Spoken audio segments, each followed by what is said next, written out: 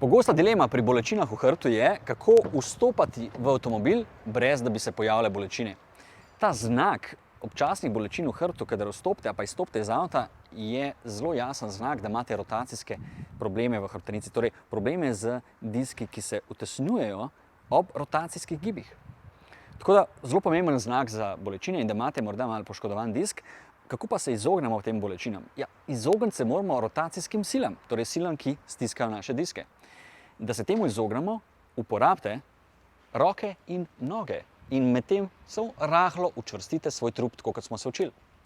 Torej, primite avtomobil, primite se za streho, primite se za volan, primite se za zic, karkoli pač imate na voljo in se preprosto potegnete noter. Ne iti v avtomobil z zadnjico nazaj. V tem primeru se bodo diski usločili, zarotirali in spet bo bolelo.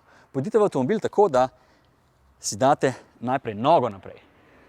Torej, čvrsto stisnete, primete tukaj, noga naprej, se primete za volan in se potegnete noter v avtomobil. In kako greste zdaj iz avtomobila ven? Ja, preprosto. Primite za volan, primite za streho, zic, karkoli imate in se potegnete z močjo nog in rok hkrati ven.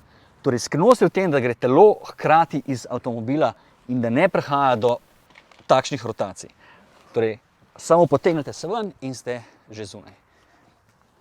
In enako velja za vzvratno vožnjo, torej, ne se rotirati na sedežu, ker bo zopet zabolelo, pač pa uporabite nogo in se odrinite tako, da, vidite, se zasučete z medenico na sedežu.